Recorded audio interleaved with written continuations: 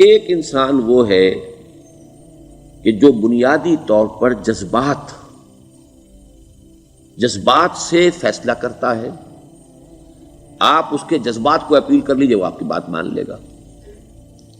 ایک آدمی وہ ہے کہ جو پہلے بات کو سمجھنا چاہتا ہے کہ میری عقل بھی اس بات کو تسلیم کرتی ہے کہ نہیں. بس یہ ڈسٹنکشن ہے. جو شخص چاہتا ہے کہ پہلے سمجھوں پھر مانوں، وہ انٹلیکچوئل ہے، چاہے ان پڑھ ہو. An absolutely illiterate person can be an intellectual and a PhD can be a جذباتی آدمی. PhD ہونے سے کیا ہوتا ہے؟ ایموشنل ہو سکتا ہے. PhD تو اس نے کی ہے کیمسٹری میں کی ہے، کسی اور میں کی ہے، بہت دیر تک بیٹھا رہا ہے بیچارہ، اور وہ بہت سے اسٹیٹسٹکس جمع کی ہیں، ڈیٹا فراہم کیا، اس کے اوپر کوئی ایک پیپر لکھ دیا، PhD ہو گئی. ضروری نہیں کہ PhD اس کے اندر کامن سینس بھی ہو. کامن سینس بہت بڑی ریئر سینس ہوتی ہے. It's called common sense but rarely found.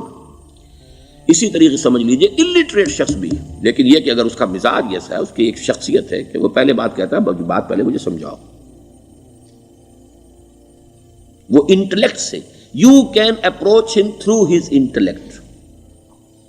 You میں سے کہ اس کے جذباتی اسٹرکچر، اس کا ہارٹ، اس کے اور آپ کے درمیان اس کا انٹلیکٹ حائل ہے.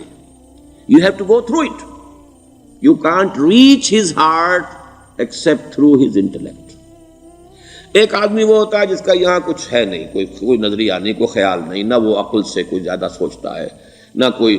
آپ نے اس کے اچھی بات کہی، اس کے دل میں اتر گئی. از دل خیزت بر دل ریزت.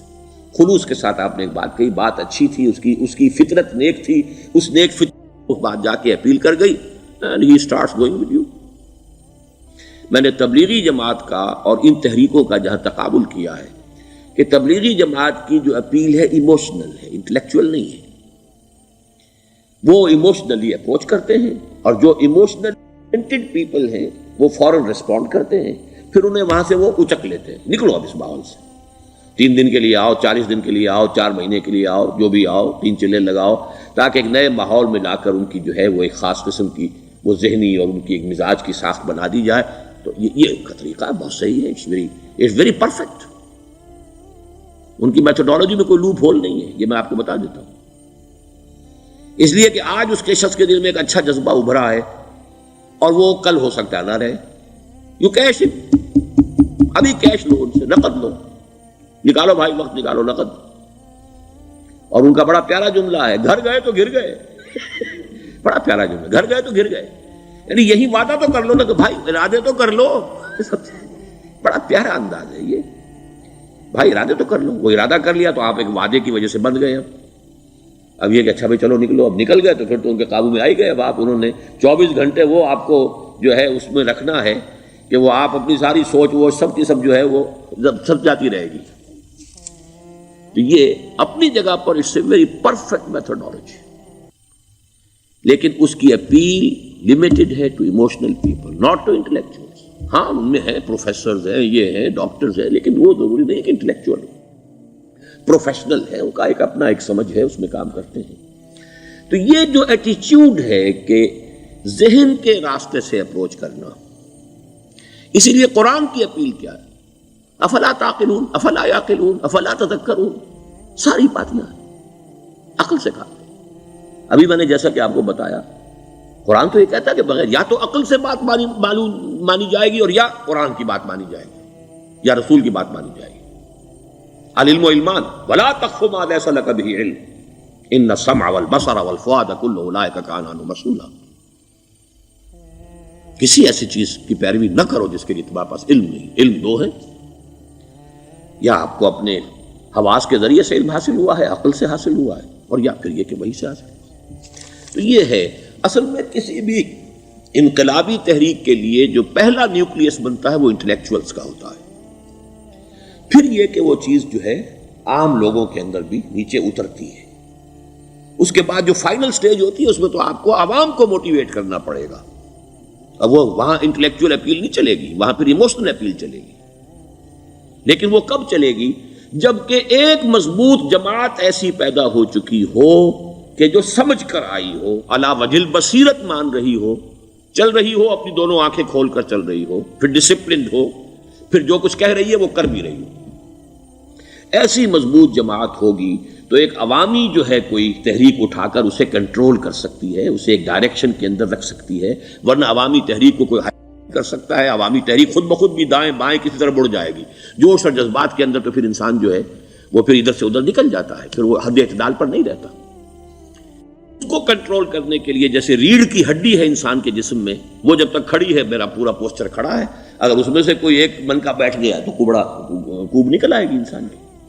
تو وہ ریڑھ کی ہڈی جو ہے وہ جماعت ہے، انقلابی جماعت، جو کہ اسلامی انقلاب میں حزب اللہ، جو ہم تنظیم اسلامی کے تحت کوشش کر رہے ہیں بنانے کی، اور یہ کہ اس کے لیے انٹلیکچوئل اپروچ کے لیے یہ سارا معاملہ ہے کہ جو اسلام کی نشأت ثانیہ سے شروع ہوا، اور یہ سارا کام جو اب ہو رہا ہے، آپ سے بات ہو رہی ہے، آپ کو سمجھانے کی کوشش ہو رہی ہے کہ دین کو سمجھیے کہ دین ہے کیا، اس کا ہدف کیا ہے، اس کا بیسس کیا ہے، اس میں پرائرٹیز کیا ہیں، یہ ساری چیزیں کہ سمجھ سے آئیں آپ کے اندر، پھر آپ سمجھ کر اس شے کو قبول کریں، یہ ہماری پرائرٹی ہے۔ ہم آپ کو ایموشنلی موٹیویٹ کر کے حرکت میں نہیں لانا چاہتے، وہ سٹیج آئے گی، جب آئے گی، اگر وہ مضبوط جماعت پہلے تیار ہو جائے تو پھر وہ سٹیج آئے گی، پھر عوام کو موٹیویٹ کریں گے۔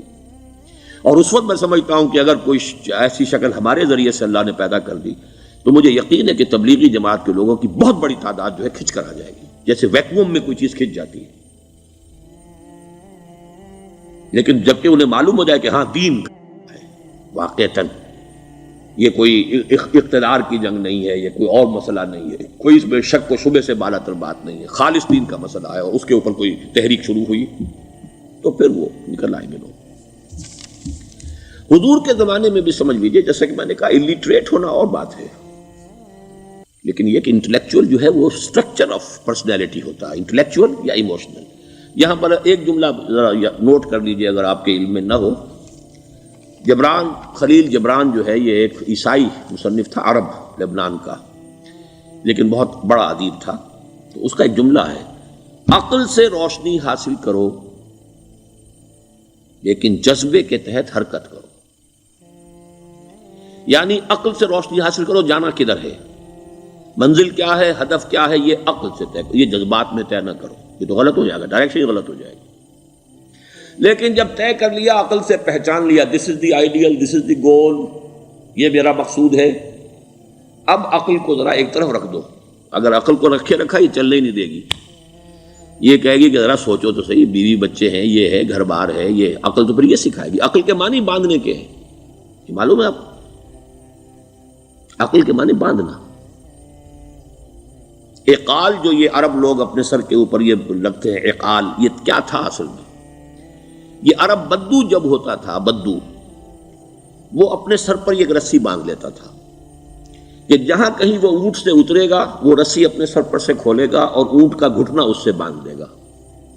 ایک گھٹنا باندھ دیتا تھا تاکہ اب یہ اونٹ دوڑنے کے قابل نہیں رہا، 3 پاؤں سے اچک اچک کر، ادھر سے کوئی کیکر کا درخت ہے کچھ کھا لے گا، کہیں اور چلا جائے گا، دوڑ تو نہیں سکتا۔ اس رسی کو وہ اقال کہتے تھے۔ اب جب اس نے پھر چلنا ہے، سفر شروع کرنا ہے، وہ رسی اونٹ کے گھٹنے پر سے کھولی اور اپنے سر پر باندھ لی، یہ اقال تھا، جو اب یہ سنہری اقال باندھے پھرتے ہیں بادشاہ لوگ۔ That is the basis of their اقال۔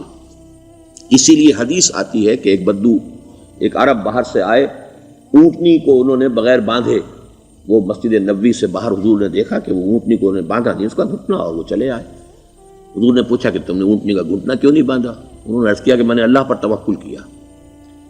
تو حضور نے فرمایا یہ غلط ہے، اعقلھا ثم توکل، پہلے اس کو باندھ دو پھر توکل کرو۔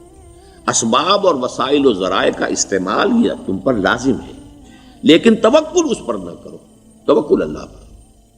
یہ ہے بیسک جو یعنی بیلنسڈ رائے ہے کہ آپ ایسے بالکل اسباب سے مستغنی ہو جائیں تب بھی غلط بات ہے، آپ do what ever you can do, لیکن یہ کہ اس کے بعد یہ نہ سمجھو کہ میرے اس کرنے سے کچھ ہو جائے گا، یہ میرے وسائل اور ذرائع سے کوئی نتائج نکل آئیں گے، نتیجہ اللہ کے ہاتھ میں۔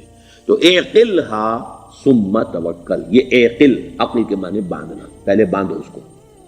تو اگر چلنے میں تو عقل کو ایک طرف رکھ دو، بے خطر کود پڑا آتش نمرود میں عشق، عقل ہے محو تماشائے لبے بام ابھی۔